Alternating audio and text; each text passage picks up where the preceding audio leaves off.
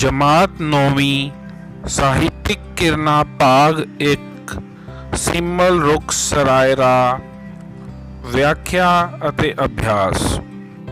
ਸਤਿ ਸ਼੍ਰੀ ਅਕਾਲ ਪਿਆਰੇ ਬੱਚਿਓ, ਲਰਨ ਪੰਜਾਬੀ ਵਿਦ ਉਮੀਦ ਸਰ ਦੇ ਇਸ ਸੈਸ਼ਨ ਵਿੱਚ ਮੈਂ ਉਮੀਦ ਸਿੰਘ ਇੱਕ ਵਾਰ ਫੇਰ ਆਪ ਸਭ ਦਾ ਸਵਾਗਤ ਕਰਦਾ ਹਾਂ।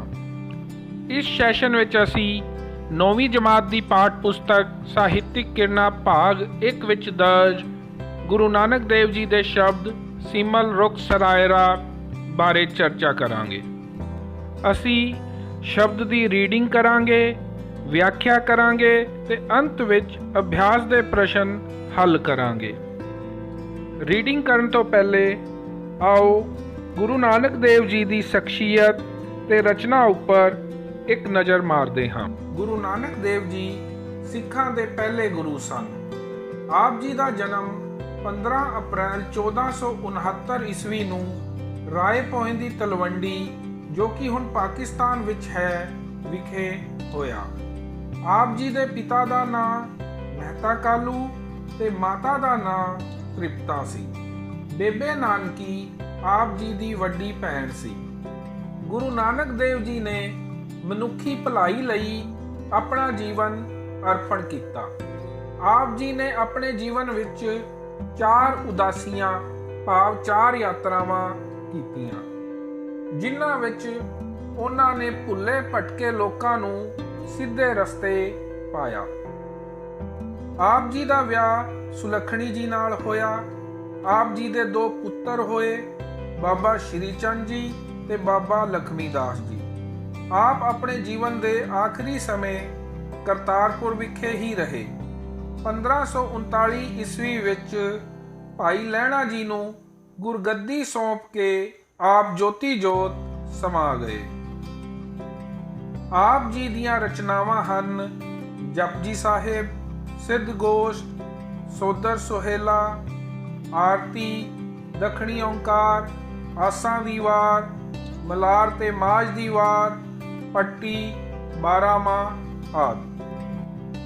ਪਿਆਰੇ ਬੱਚਿਓ, ਆਓ ਹੁਣ ਸ਼ਬਦ ਨੂੰ ਪੜ੍ਹਦੇ ਹਾਂ।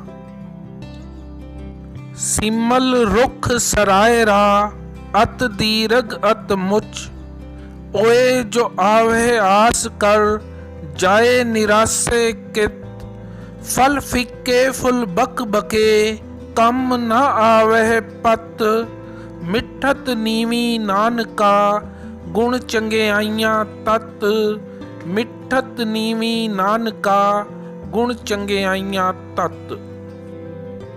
ਸਭ ਕੋ ਨੀਵੇਂ ਆਪ ਕਉ ਪਰ ਕਉ ਨੀਵੇਂ ਨਾ ਕੋਏ, ਧਰ ਤਰਾਜੂ ਤੋਲੀਐ ਨੀਵੇਂ ਸੋ ਗੌਰਾ ਹੋਏ, ਅਪਰਾਧੀ ਦੂਣਾ ਨੀਵੇਂ ਜੋ ਹੰਤਾ ਮਿਰਗਾਹੇ, ਸੀਸ ਨਿਵਾਏ ਕਿਆ ਥੀਐ ਜਾਂ ਰਿਦੇ ਕਸੂਦੇ ਜਾਹੇ, ਸੀਸ ਨਿਵਾਏ ਕਿਆ ਥੀਐ ਜਾਂ ਰਿਦੇ ਕਸੂਦੇ ਜਾਹੇ। ਪਿਆਰੇ ਬੱਚਿਓ, ਆਓ ਵਿਆਖਿਆ ਕਰਨ ਤੋਂ ਪਹਿਲੇ ਔਖੇ ਸ਼ਬਦਾਂ ਦੇ ਅਰਥ ਦੇਖਦੇ ਹਾਂ।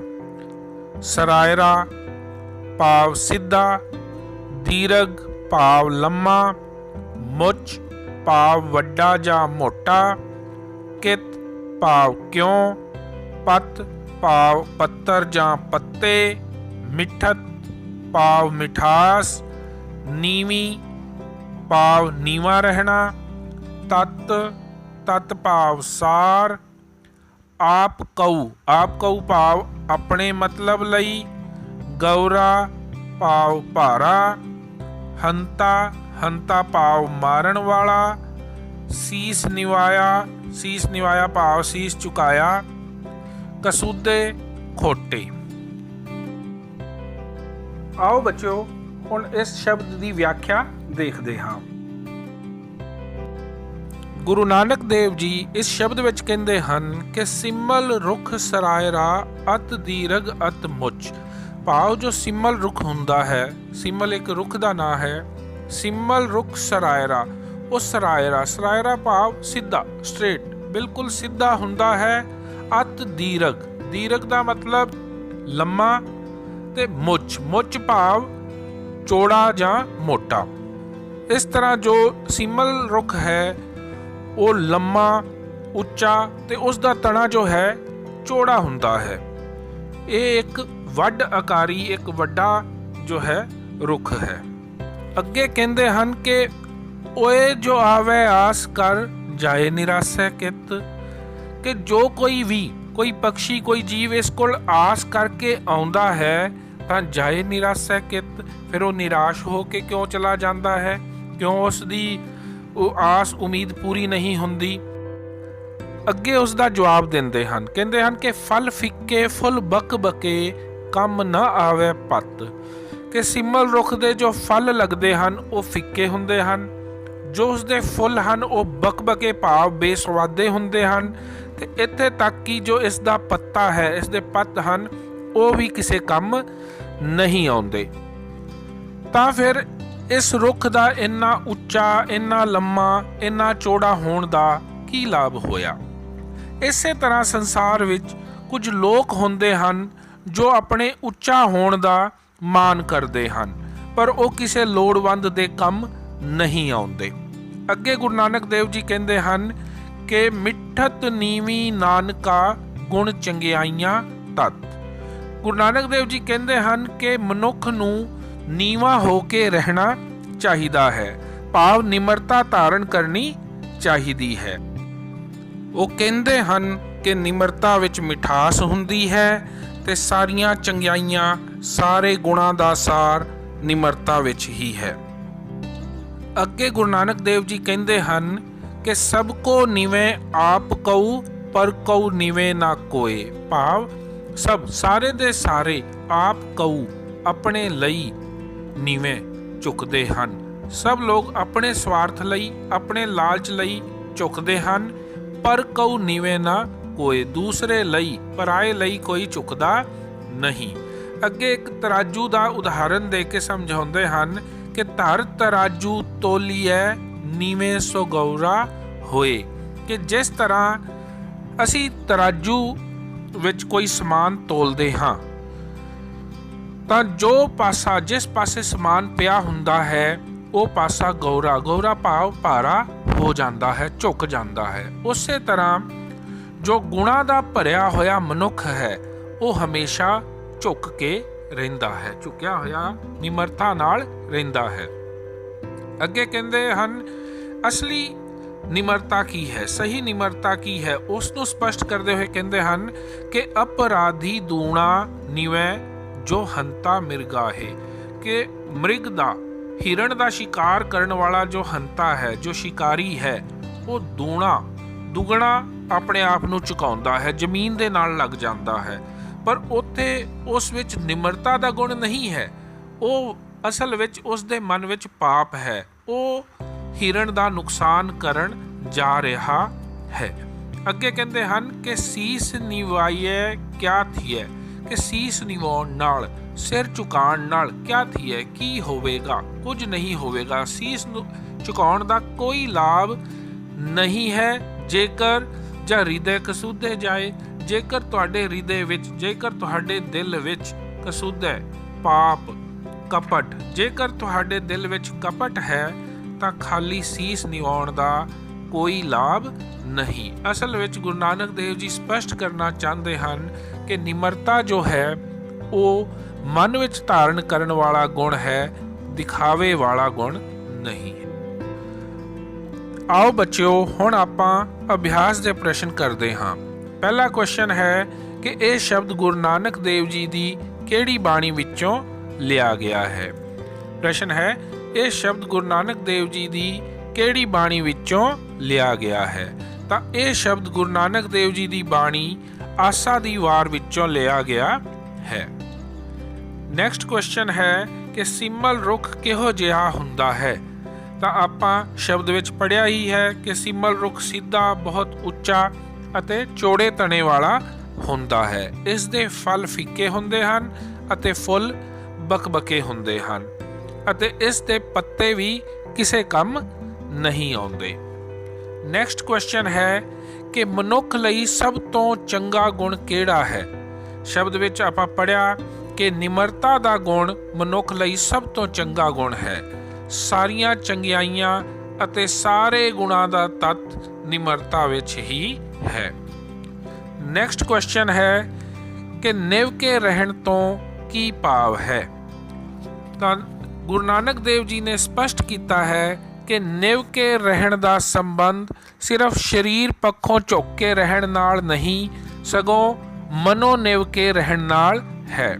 ਜੇਕਰ ਅਸੀਂ ਆਪਣੇ ਮਨ ਵਿੱਚ ਪਾਪ ਰੱਖੀਏ ਅਤੇ ਵੈਸੇ ਆਪਣਾ ਸਿਰ ਝੁਕਾਈ ਰੱਖੀਏ, ਉਸ ਦਿਖਾਵੇ ਦਾ ਕੋਈ ਲਾਭ ਨਹੀਂ ਹੈ। ਨੈਕਸਟ ਕੁਐਸਚਨ ਹੈ ਕਿ ਸ਼ਿਕਾਰੀ ਕਿਸ ਤਰ੍ਹਾਂ ਸ਼ਿਕਾਰ ਕਰਦਾ ਹੈ। ਤਾਂ ਸ਼ਿਕਾਰੀ ਸ਼ਿਕਾਰ ਕਰਨ ਲਈ ਆਪਣੇ ਆਪ ਨੂੰ ਬਹੁਤ ਜ਼ਿਆਦਾ ਝੁਕਾ ਲੈਂਦਾ ਹੈ, ਪਰ ਉੱਥੇ ਉਸ ਦੇ ਝੁਕਣ ਦਾ ਅਰਥ ਨਿਮਰਤਾ ਨਹੀਂ, ਬਲਕਿ ਉਸ ਦਾ ਆਪਣਾ ਸਵਾਰਥ ਹੈ। ਅਭਿਆਸ ਦੇ ਪ੍ਰਸ਼ਨਾਂ ਵਿੱਚ ਦੂਜਾ ਜੋ ਭਾਗ ਹੈ, ਉਸ ਵਿੱਚ ਪੁੱਛਿਆ ਗਿਆ ਹੈ ਕਿ ਹੇਠ ਲਿਖੀਆਂ ਕਾਵ ਸਤਰਾਂ ਪੜ੍ਹ ਕੇ ਪੁੱਛੇ ਗਏ ਪ੍ਰਸ਼ਨਾਂ ਦੇ ਉੱਤਰ ਲਿਖੋ। ਤਾਂ ਕਾਵ ਸਤਰਾਂ ਹਨ ਕਿ ਮਿੱਠਤ ਨੀਵੀਂ ਨਾਨਕਾ, ਗੁਣ ਚੰਗਿਆਈਆਂ ਤਤ, ਸਭ ਕੋ ਨਿਵੇਂ ਆਪ ਕਉ, ਪਰ ਕਉ ਨਿਵੇਂ ਨਾ ਕੋਏ, ਧਰ ਤਰਾਜੂ ਤੋਲੀਐ, ਨਿਵੇਂ ਸੁਗੌਰਾ ਹੋਏ। ਤਾਂ ਇਸ ਤੋਂ ਸੰਬੰਧਿਤ ਜੋ ਪ੍ਰਸ਼ਨ ਹਨ, ਪਹਿਲਾ ਪ੍ਰਸ਼ਨ ਹੈ ਕਿ ਉਪਰੋਕਤ ਕਾਵ ਸਤਰਾਂ ਦਾ ਭਾਵ ਆਪਣੇ ਸ਼ਬਦਾਂ ਵਿੱਚ ਲਿਖੋ। ਤਾਂ ਇਹਨਾਂ ਸਤਰਾਂ ਦਾ ਭਾਵ ਇਹੀ ਹੈ ਕਿ ਜੋ ਨਿਮਰਤਾ ਦਾ ਗੁਣ ਹੈ ਉਹ ਸਾਰੀਆਂ ਚੰਗਿਆਈਆਂ, ਸਾਰੇ ਗੁਣਾਂ ਦਾ ਤੱਤ ਹੈ। ਸਭ ਗੁਣ ਉਸ ਨਿਮਰਤਾ ਦੇ ਗੁਣ ਵਿੱਚ ਹੀ ਸਮਾਏ ਹੋਏ ਹਨ। ਜੋ ਸਵਾਰਥੀ ਲੋਕ ਹੁੰਦੇ ਹਨ ਉਹ ਸਿਰਫ ਆਪਣੇ ਲਾਲਚ ਕਰਕੇ ਝੁਕਦੇ ਹਨ, ਪਰ ਜੋ ਗੁਣਾਂ ਨਾਲ ਭਰਿਆ ਹੋਇਆ ਵਿਅਕਤੀ ਹੁੰਦਾ ਹੈ ਉਹ ਹਮੇਸ਼ਾ ਉਸੇ ਤਰ੍ਹਾਂ ਨਿਮਰਤਾ ਨਾਲ ਝੁਕਿਆ ਰਹਿੰਦਾ ਹੈ, ਜਿਸ ਤਰ੍ਹਾਂ ਤਰਾਜੂ ਦਾ ਉਹ ਪਾਸਾ ਜਿਸ ਵਿੱਚ ਸਮਾਨ ਪਿਆ ਹੁੰਦਾ ਹੈ ਉਹ ਝੁਕਿਆ ਰਹਿੰਦਾ ਹੈ। ਨੈਕਸਟ ਕੁਐਸਚਨ ਹੈ ਕਿ ਨਿਵ ਕੇ ਰਹਿਣ ਨੂੰ ਗੁਰੂ ਨਾਨਕ ਦੇਵ ਨੇ ਕੀ ਕਿਹਾ ਹੈ। ਤਾਂ ਨਿਵ ਕੇ ਰਹਿਣ ਨੂੰ ਗੁਰੂ ਨਾਨਕ ਦੇਵ ਨੇ ਸਭ ਗੁਣਾਂ ਦਾ ਸਾਰ ਦੱਸਿਆ ਹੈ। ਇੱਥੇ ਨਿਵ ਕੇ ਰਹਿਣ ਦਾ ਮਤਲਬ ਸਰੀਰ ਪੱਖੋਂ ਨਿਵ ਕੇ ਰਹਿਣ ਨਾਲ ਨਹੀਂ, ਬਲਕਿ ਆਪਣੇ ਮਨ ਦੇ ਅੰਦਰ ਨਿਮਰਤਾ ਦੇ ਗੁਣ ਨੂੰ ਧਾਰਨ ਕਰਨ ਨਾਲ ਹੈ। ਨੈਕਸਟ ਕੁਐਸਚਨ ਹੈ ਕਿ ਉਪਰੋਕਤ ਸ਼ਬਦ ਕਿਹੜੀ ਬਾਣੀ ਵਿੱਚੋਂ ਲਿਆ ਗਿਆ ਹੈ। ਤੇ ਪਹਿਲੇ ਵੀ ਇਹ ਕੁਐਸਚਨ ਆਇਆ ਹੈ। ਇਹ ਸ਼ਬਦ ਜੋ ਹੈ ਗੁਰੂ ਨਾਨਕ ਦੇਵ ਜੀ ਦੀ ਬਾਣੀ ਆਸਾ ਦੀ ਵਾਰ ਵਿੱਚੋਂ ਲਿਆ ਗਿਆ ਹੈ। ਅਭਿਆਸ ਦੇ ਪ੍ਰਸ਼ਨਾਂ ਦਾ ਜੋ ਤੀਜਾ ਭਾਗ ਹੈ ਉਹ ਹੈ ਕਿ ਹੇਠ ਲਿਖੀਆਂ ਕਾਵ ਸਤਰਾਂ ਦੀ ਪ੍ਰਸੰਗ ਸਹਿਤ ਵਿਆਖਿਆ ਕਰੋ। ਤਾਂ ਪ੍ਰਸੰਗ ਤੁਸੀਂ ਇਸ ਤਰ੍ਹਾਂ ਲਿਖ ਸਕਦੇ ਹੋ ਕਿ ਇਹ ਕਾਵ ਸਤਰਾਂ ਜਾਂ ਇਹ ਸ਼ਬਦ ਗੁਰੂ ਨਾਨਕ ਦੇਵ ਜੀ ਦੀ ਬਾਣੀ ਆਸਾ ਦੀ ਵਾਰ ਦਾ ਹੈ ਤੇ ਸਾਡੀ ਪੰਜਾਬੀ ਦੀ ਪਾਠ ਪੁਸਤਕ ਸਾਹਿਤਕ ਕਿਰਨਾ ਭਾਗ 1 ਵਿੱਚ ਸਿਮਲ ਰੁਖ ਸਰਾਇਰਾ ਸਿਰਲੇਖ ਦੇ ਹੇਠ ਦਰਜ ਹੈ। ਇਸ ਸ਼ਬਦ ਵਿੱਚ ਗੁਰੂ ਨਾਨਕ ਦੇਵ ਜੀ ਨੇ ਨਿਮਰਤਾ ਨੂੰ ਸਭ ਚੰਗਿਆਈਆਂ ਦਾ ਸਾਰ ਦੱਸਿਆ ਹੈ ਅਤੇ ਮਨੁੱਖ ਨੂੰ ਨਿਮਰਤਾ ਧਾਰਨ ਕਰਨ ਲਈ ਉਪਦੇਸ਼ ਦਿੱਤਾ ਹੈ। ਅਭਿਆਸ ਦੇ ਪ੍ਰਸ਼ਨਾਂ ਦਾ ਜੋ ਤੀਜਾ ਭਾਗ ਹੈ ਉਹ ਹੈ ਕਿ ਹੇਠ ਲਿਖੀਆਂ ਕਾਵ ਸਤਰਾਂ ਦੀ ਪ੍ਰਸੰਗ ਸਹਿਤ ਵਿਆਖਿਆ ਕਰੋ। ਕਾਵ ਸਤਰਾਂ ਹਨ ਕਿ ਸਿਮਲ ਰੁਖ ਸਰਾਇਰਾ, ਅਤ ਦੀਰਘ ਅਤ ਮੁੱਚ, ਓਏ ਜੋ ਆਵੇ ਆਸ ਕਰ ਜਾਏ ਨਿਰਾਸੇ ਕਿਤ, ਫਲ ਫਿੱਕੇ ਫੁੱਲ ਬਕਬਕੇ ਕੰਮ ਨਾ ਆਵੇ ਪਤ। ਤਾਂ ਜੋ ਪ੍ਰਸੰਗ ਹੈ ਤੁਸੀਂ ਇਸ ਤਰ੍ਹਾਂ ਲਿਖ ਸਕਦੇ ਹੋ ਕਿ ਇਹ ਕਾਵ ਸਤਰਾਂ ਗੁਰੂ ਨਾਨਕ ਦੇਵ ਜੀ ਦੀ ਬਾਣੀ ਆਸਾ ਦੀ ਵਾਰ ਵਿੱਚੋਂ ਲਈਆਂ ਗਈਆਂ ਹਨ ਅਤੇ ਸਾਡੀ ਪੰਜਾਬੀ ਦੀ ਪਾਠ ਪੁਸਤਕ ਸਾਹਿਤਕ ਕਿਰਨਾ ਭਾਗ 1 ਵਿੱਚ ਸਿਮਲ ਰੁਖ ਸਰਾਇਰਾ ਸਿਰਲੇਖ ਦੇ ਹੇਠ ਦਰਜ ਹਨ। ਇਸ ਸ਼ਬਦ ਵਿੱਚ ਗੁਰੂ ਨਾਨਕ ਦੇਵ ਜੀ ਨੇ ਨਿਮਰਤਾ ਦੇ ਗੁਣ ਨੂੰ ਸਭ ਚੰਗਿਆਈਆਂ, ਸਭ ਗੁਣਾਂ ਦਾ ਸਾਰ ਦੱਸਿਆ ਹੈ ਅਤੇ ਮਨੁੱਖ ਨੂੰ ਨਿਮਰਤਾ ਧਾਰਨ ਕਰਨ ਦਾ ਉਪਦੇਸ਼ ਦਿੱਤਾ ਹੈ। ਇਹਨਾਂ ਕਾਵ ਸਤਰਾਂ ਦੀ ਵਿਆਖਿਆ ਅਸੀਂ ਵਿਆਖਿਆ ਵਾਲੇ ਭਾਗ ਵਿੱਚ ਪਹਿਲੇ ਕਰ ਚੁੱਕੇ ਹਾਂ, ਪਰ ਚਲੋ ਇਹਨਾਂ ਸਤਰਾਂ ਦੀ ਵਿਆਖਿਆ ਇੱਕ ਵਾਰ ਫਿਰ ਦੇਖਦੇ ਹਾਂ ਕਿ ਗੁਰੂ ਨਾਨਕ ਦੇਵ ਜੀ ਕਹਿੰਦੇ ਹਨ ਕਿ ਸਿਮਲ ਰੁਖ ਸਰਾਇਰਾ ਅਤ ਦੀਰਘ ਅਤ ਮੁੱਚ, ਕਿ ਜੋ ਸਿਮਲ ਰੁਖ ਹੁੰਦਾ ਹੈ ਉਹ ਸਰਾਇਰਾ ਭਾਵ ਸਿੱਧਾ ਹੁੰਦਾ ਹੈ, ਦੀਰਘ ਉੱਚਾ ਹੁੰਦਾ ਹੈ ਅਤੇ ਮੁੱਚ ਚੌੜਾ ਹੁੰਦਾ, ਉਸ ਦਾ ਤਣਾ ਜੋ ਹੈ ਚੌੜਾ ਹੁੰਦਾ ਹੈ।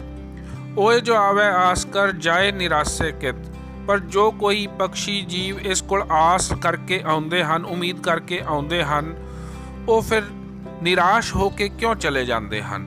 ਤਾਂ ਉਸ ਦਾ ਜਵਾਬ ਦਿੰਦੇ ਹੋਏ ਕਹਿੰਦੇ ਹਨ ਕਿ ਫਲ ਫਿੱਕੇ ਫੁੱਲ ਬਕਬਕੇ ਕੰਮ ਨਾ ਆਵੇ ਪੱਤ, ਕਿ ਇਸ ਸਿਮਲ ਰੁੱਖ ਦੇ ਜੋ ਫਲ ਹਨ ਉਹ ਫਿੱਕੇ ਹਨ, ਫੁੱਲ ਜੋ ਹਨ ਉਹ ਬਕਬਕੇ ਹਨ ਅਤੇ ਇਸ ਦੇ ਪੱਤੇ ਵੀ ਕੋਈ ਕੰਮ ਨਹੀਂ ਆਉਂਦੇ। ਫਲ ਫਿੱਕੇ ਹਨ, ਫੁੱਲ ਜੋ ਹਨ ਉਹ ਵੀ ਬੇਸਵਾਦੇ ਹਨ ਤੇ ਪੱਤੇ ਵੀ ਕਿਸੇ ਕੰਮ ਨਹੀਂ ਆਉਂਦੇ। ਅਸਲ ਵਿੱਚ ਸਿਮਲ ਰੁੱਖ ਜੋ ਹੈ ਉਹ ਉਸ ਹੰਕਾਰੀ ਮਨੁੱਖ ਦਾ ਪ੍ਰਤੀਕ ਹੈ ਜੋ ਆਪਣੇ ਆਪ ਨੂੰ ਉੱਚਾ ਸਮਝਦਾ ਹੈ ਪਰ ਕਿਸੇ ਲੋੜਵੰਦ ਦੇ ਕੰਮ ਨਹੀਂ ਆਉਂਦਾ। ਗੁਰੂ ਨਾਨਕ ਦੇਵ ਜੀ ਇੱਥੇ ਉਪਦੇਸ਼ ਕਰਦੇ ਹਨ ਕਿ ਮਨੁੱਖ ਨੂੰ ਨਿਮਰਤਾ ਅਪਣਾਉਣੀ ਚਾਹੀਦੀ ਹੈ, ਕਿਉਂਕਿ ਨਿਮਰਤਾ ਵਿੱਚ ਹੀ ਸਭ ਚੰਗਿਆਈਆਂ ਦਾ, ਸਭ ਗੁਣਾਂ ਦਾ ਸਾਰ ਮੌਜੂਦ ਹੈ। ਸੋ ਪਿਆਰੇ ਬੱਚਿਓ, ਇਹ ਸੀ ਸਾਡਾ ਅੱਜ ਦਾ ਸੈਸ਼ਨ, ਜਿਸ ਵਿੱਚ ਅਸੀਂ ਗੁਰੂ ਨਾਨਕ ਦੇਵ ਜੀ ਦੇ ਸ਼ਬਦ ਸਿਮਲ ਰੁੱਖ ਸਰਾਇਰਾ ਦੀ ਵਿਆਖਿਆ ਕੀਤੀ ਅਤੇ ਅਭਿਆਸ ਦੇ ਪ੍ਰਸ਼ਨ ਹੱਲ ਕੀਤੇ। ਉਮੀਦ ਕਰਦੇ ਹਾਂ ਤੁਹਾਨੂੰ ਇਹ ਵੀਡੀਓ ਪਸੰਦ ਆਵੇਗਾ ਤੇ ਤੁਸੀਂ ਆਪਣੀ ਪੜ੍ਹਾਈ ਵਿੱਚ ਇਸ ਤੋਂ ਲਾਭ ਉਠਾਓਗੇ। ਜੇਕਰ ਤੁਹਾਨੂੰ ਇਹ ਵੀਡੀਓ ਪਸੰਦ ਆਇਆ ਹੋਵੇ ਤਾਂ ਇਸ ਨੂੰ ਲਾਈਕ ਤੇ ਸ਼ੇਅਰ ਜ਼ਰੂਰ ਕਰਨਾ। ਸਾਡਾ ਚੈਨਲ ਸਬਸਕ੍ਰਾਈਬ ਕਰਨ ਤੋਂ ਬਾਅਦ ਬੈਲ ਦਾ ਬਟਨ ਜ਼ਰੂਰ ਦਬਾਉਣਾ ਤਾਂ ਜੋ ਸਿਲੇਬਸ ਤੋਂ ਰਿਲੇਟਡ ਵੀਡੀਓਜ਼ ਤੁਹਾਨੂੰ ਮਿਲਦੇ ਰਹਿਣ। ਥੈਂਕ ਯੂ, ਧੰਨਵਾਦ।